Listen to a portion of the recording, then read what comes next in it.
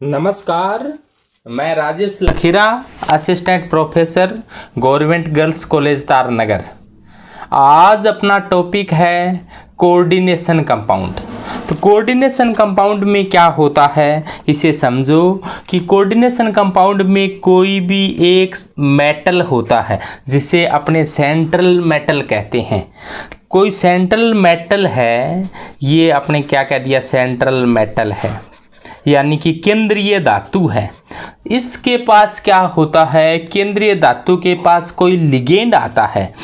अब बात करते हैं भी लिगेंड क्या होता है। तो लिगेंड कोई एक स्पीसीज होती है जिसके पास लोन पेयर पाए जाते हैं, यानी कि ये लोन पेयर दान कर सकती है।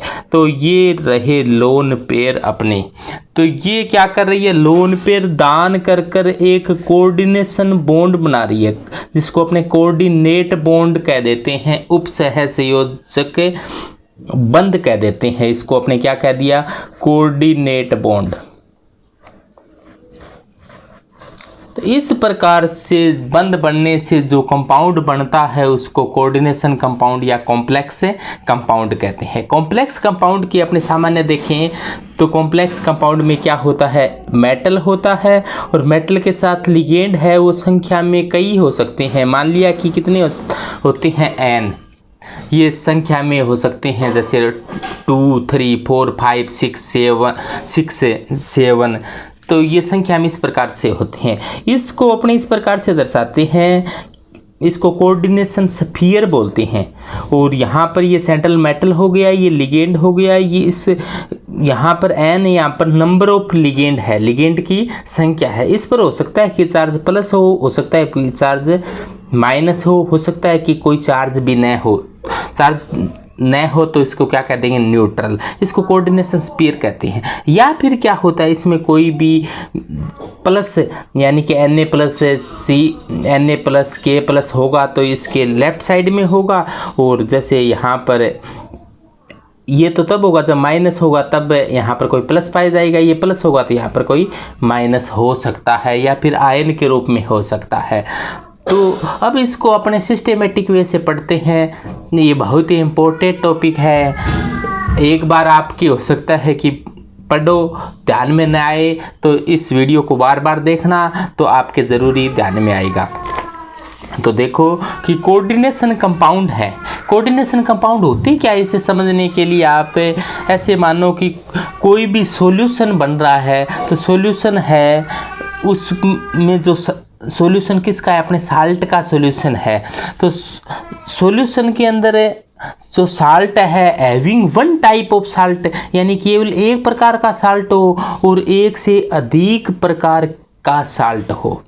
एक प्रकार का साल्ट हो सकता है कि वो सिंपल साल्ट हो। सिंपल साल्ट उसे कहा जाता है जिसमें एक पॉजिटिव और एक नेगेटिव, जैसे अपने सिंपल सोडियम क्लोराइड साधारण नमक है जिसको अपने नमक कहते हैं, जो टेबल साल्ट कहते हैं, अपने खाने के काम आता है, वो NaCl जिसको पुराने टाइम में लूण कहा जाता था।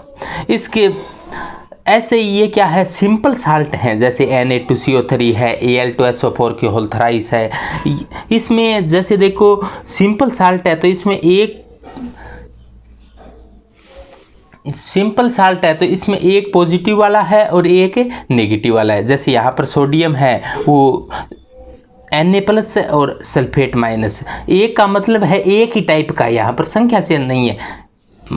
जैसे ये है Al2SO4, तो La प्लस है और SO4 -2 है, तो इस La+3 है।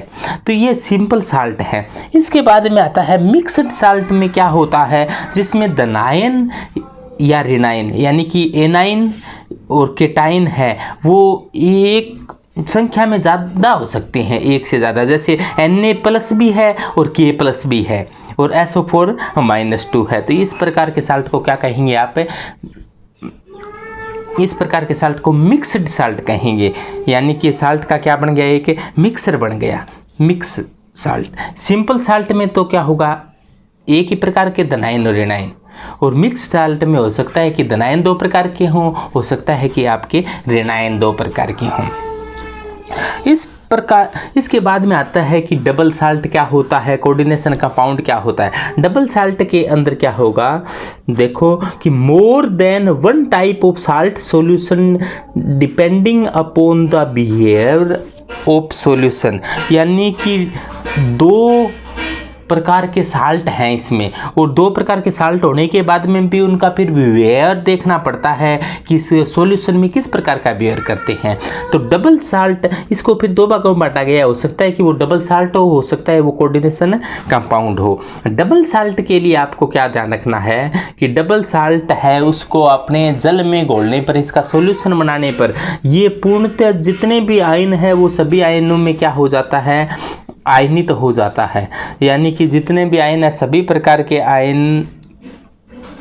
आयनों का परीक्षण देता है। जैसे ये K2 है तो K+ का परीक्षण देगा, SO4 है तो SO4 का भी देगा, एल्यूमिनियम का भी देगा, सल्फेट का भी देगा। ये जल में पूर्णतः आयनित हो जाता है। तो आपको ये सूत्र भी ध्यान रखना होता है कि पोटास एलम बोलते हैं, पोटास एलम, इसको फिटकरी बोल देते हैं सामान्य भाषा में, या एलम कह देते हैं। ये फिटकरी अपने बहुत काम आता है, पानी के शुद्धिकरण में काम आता है।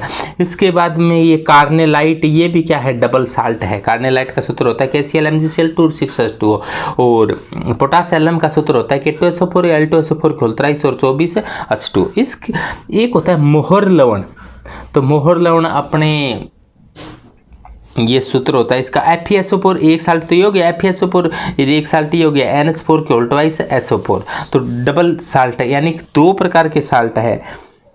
इसमें भी KCl MgCl तो दो प्रकार के साल्ट है। इनकी खास बात क्या है, आयन तीन प्रकार के हैं। जैसे इसमें देखो सल्फेट तो दोनों में कॉमन है और पोटेशियम एल्यूमिनियम है। यहाँ पर क्लोराइड दोनों में कॉमन है और यहाँ पर सल्फेट दोनों में कॉमन है। या तो दो प्रकार के धनायन होंगे या दो प्रकार के ऋणायन होंगे, तीन प्रकार के प्लस माइनस मिलाकर होंगे। इसके बाद में आता है कोऑर्डिनेशन कंपाउंड। कोऑर्डिनेशन कंपाउंड में अभी बताया कि एक सेंट्रल मेटल होता है, यहाँ पर सेंट्रल मेटल निकल है और यहाँ पर सेंट्रल मेटल चांदी है।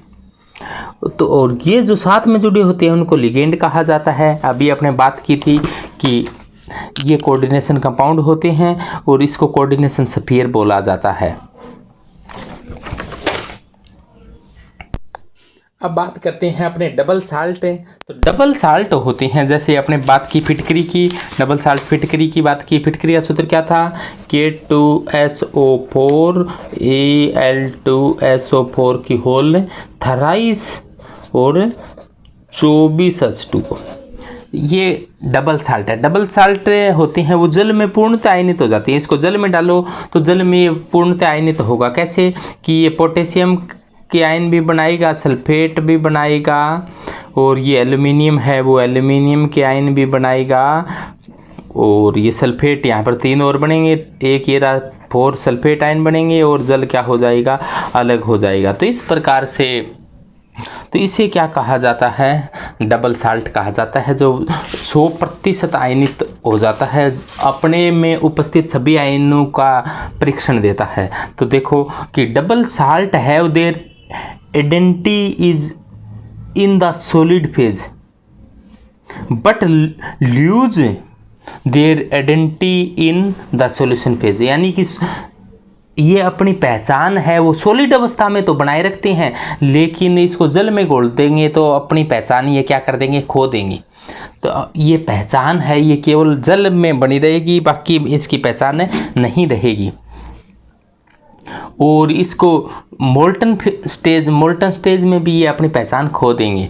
तो डबल साल्ट है वो अपने में उपस्थित सभी आयनों का परीक्षण देते हैं।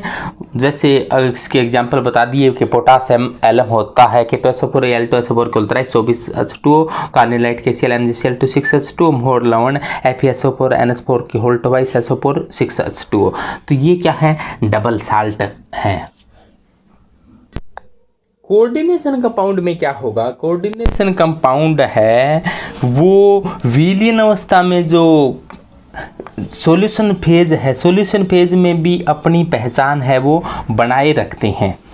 सॉल्यूशन फेज हो चाहे मोल्टन फेज हो, वो अपनी पहचान है, वो बनाए रखते हैं, अपनी पहचान खोते नहीं है। तो coordination compound does not give the test of all ion by which they are formed, यानी कि कोऑर्डिनेशन कंपाउंड है वो जिनसे बने हुए हैं वो अपने सभी आयनों का परीक्षण नहीं देते हैं। इसे समझने के लिए आपको एग्जांपल लेकर देखो, जैसे मान लो कि अपने पास है K4FeCN6, इस प्रकार से कोई ये अपने पास कॉम्प्लेक्स कंपाउंड है, कोऑर्डिनेशन कंपाउंड है, उपसैद्योगिक यौगिक है। अब देखो इसको विलयन जल में डाल दिया, तो ये कैसे टूटेगा, 4K प्लस FeCN6 -4, देखो +4 हो गया, तो ये उस पर क्या जाएगा, -4 आ जाएगा। अब देखो इसमें ये तो आयनित हो रहा है, इसीलिए इसको क्या कहा जाता है, आयोनाइजेशन स्फीयर बोला जाता है, या इसको काउंटर आयन बोल देते हैं। काउंटर आयन वे होते हैं, ऐसे आयन होते हैं जो अलग हो सकते हैं, और जो सेंट्रल मेटल है और लिगेंड है वो एक साथ हैं, तो वो एक साथ ही बने रहते हैं, तो इसको क्या कहा जाता है, कोऑर्डिनेशन स्फीयर कहा जाता है, इसको क्या कोऑर्डिनेशन एंटिटी कहा जाता है। तो अब ये विलयन अवस्था में ऐसे कैसा मिलेगा, तो ये पूरा तो अपना परीक्षण देगा, यानी कि ये पूरा का एक अलग ही प्रकार का ये आयन बन गया, ये तो टेस्ट देगा, लेकिन आप इसमें Cn- का टेस्ट देगा क्या, ये नहीं देगा। Fe+2 का टेस्ट देगा क्या, ये Fe+2 का टेस्ट देगा क्या, नहीं देगा। पोटेशियम का देगा और इस पूरे इस आयन का देगा। तो ये अपनी विलयन अवस्था के अंदर पहचान बनाए रखते हैं, मोल्टन अवस्था में पहचान बनाए रखते हैं। तो ऐसे प्रकार को क्या कहेंगे, कोऑर्डिनेशन कंपाउंड कहेंगे। तो देखो coordination compound does not give the test of all ion by which they are formed.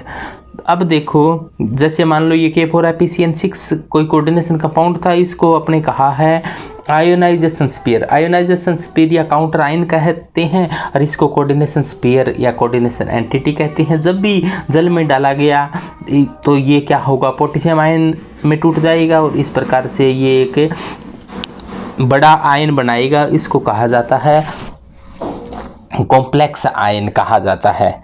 तो अब देखो ये मेटल होता है, इसमें बताया गया था आपको कि लिगेंड होते हैं वो अपने लोन पेयर सेंट्रल मेटल को देते हैं, तो जो लोन पेयर दान करता है उसको आप कहते हो लेविस बेस, और जो लोन पेयर ग्रहण करता है उसको क्या कहा जाता है, आप कहते हो लेविस एसिड। तो मेटल है वो लेविस एसिड की भांति व्यवहार कर रहा है, और जो लिगेंड है वो लेविस बेस की भांति व्यवहार करता है। तो लेविस एसिड वो होते हैं जो लोन पेयर को एक्सेप्ट करते हैं, और यहाँ पर कोऑर्डिनेशन कंपाउंड के अंदर जो सेंट्रल मेटल होता है वो हमेशा लोन पेयर एक्सेप्ट करेगा, यानी कि जो डोनर लोन पेयर देगा उसको एक्सेप्ट करेगा। इसीलिए Fe क्या है, लेविस, जो सेंट्रल मेटल होता है वो लेविस एसिड होता है, और ये जो लिगेंड होते हैं वो हमेशा लोन पेयर दान करने का काम करते हैं, इसलिए इनको क्या कहा जाता है, लेविस बेस कहा जाता है। तो ये होता है लेविस बेस कहा जाता है। तो लेविस एसिड समझ गए, लेविस बेस समझ गए, और जो इस कॉम्प्लेक्स कंपाउंड पर चार्ज पाया जाता है इसको कहा जाता है चार्ज ऑन कॉम्प्लेक्स आयन। और यहाँ पर जो लिगेंड है, लिगेंड के साथ ये संख्या लिखी जाती है, इसको कहा जाता है नंबर ऑफ लिगेंड। यदि ये लिगेंड मोनोडेंटेड लिगेंड है तो इसको कोऑर्डिनेशन नंबर भी कह देते हैं, इसको शॉर्ट में अपने CN से लिखते हैं, या आगे अपने विस्तार से इनको पढ़ेंगे। अब देखो कोऑर्डिनेशन नंबर क्या होता है, ये total number of coordinate bond क्या होते हैं, ये total number of coordinate bond होते हैं। जो सेंट्रल एटम है उसके साथ कितने कोऑर्डिनेट बॉन्ड बनते हैं उसी को क्या कहा जाता है, कोऑर्डिनेशन नंबर कहा जाता है। जैसे ये मान लो मेटल है और मेटल के साथ ये जुड़े हुए हैं लिगेंड जुड़े हुए हैं। लिगेंड कितने जुड़ी हुई हैं संख्या में, जैसे मान लो इस प्रकार से ये 4 लिगेंड है, तो इस कंपाउंड का जो कोऑर्डिनेशन नंबर होगा वो क्या होगा, CN का मान क्या आ जाएगा, 4, कोऑर्डिनेशन नंबर 4 है। जैसे मान लो कोई ऑक्टाहेड्रल कॉम्प्लेक्स कंपाउंड है, जैसे मान लो ये सेंट्रल मेटल है, एक लिगेंड ऊपर है, एक लिगेंड नीचे है, एक लिगेंड इधर है, एक लिगेंड इधर है, एक इधर है, एक इधर है। इस प्रकार से कोई ऑक्टाहेड्रल कॉम्प्लेक्स कंपाउंड बन रहा है। तो इसका कोऑर्डिनेट बॉन्ड की संख्या कितनी है? 1 2 3 4 5 6। तो इसका कोऑर्डिनेशन नंबर कितना हो जाएगा? 6 हो जाएगा। तो इस प्रकार से नंबर ऑफ कोऑर्डिनेशन बॉन्ड को क्या कहा जाता है? कोऑर्डिनेशन नंबर कहा जाता है। और एक होता है चार्ज ऑफ कॉम्प्लेक्स आयन। तो चार्ज ऑफ कॉम्प्लेक्स आयन क्या होता है कि it is the algebraic sum of A charge on central atom and charge on ligand. तो इस बात को समझो, जैसे आप ऐसे मानो कि ये मान लो कि जैसे मान लो K4FeCN6 है, तो ये कैसे टूटेगा? देखो 4K प्लस अलग हो जाएगा और ये बचा वो क्या है? FeCN6 माइनस 4 है। तो ये क्या है? ये है कॉम्प्लेक्स आयन पर चार्ज माइनस का 4। तो कॉम्प्लेक्स आयन पर चार्ज है, इसका मतलब क्या है? इसका ऑक्सीडेशन स्टेट और इस ऑक्सीडेशन स्टेट का जो सैम है, जो जोड़ है, वो किसके बराबर होगा? -4 के बराबर होगा। जैसे मान लो इस x मान लें, Cn का आप जानते हैं -1 होता है, और तो 6 का कितना हो जाएगा? -6 बराबर क्या है? -4। तो इसका अपने पता कर सकते हैं, x का मान निकालना हो तो -4 और ये 6 को इधर लिख दो +6, तो x का मान आ जाएगा +2। इसका मतलब Fe यहाँ पर Fe की ऑक्सीडेशन स्टेट कितनी है? +2 है। Fe की +2 वाला भी कॉम्प्लेक्स बनता है, Fe की +3 वाला भी बनता है, यानी कि ये भी पाया जाता है K3FeCN6। यहाँ पर Fe की जो ऑक्सीडेशन स्टेट निकालोगे वो क्या आएगी? +3। यहाँ पर Fe की ऑक्सीडेशन स्टेट है वो क्या है? +2 है।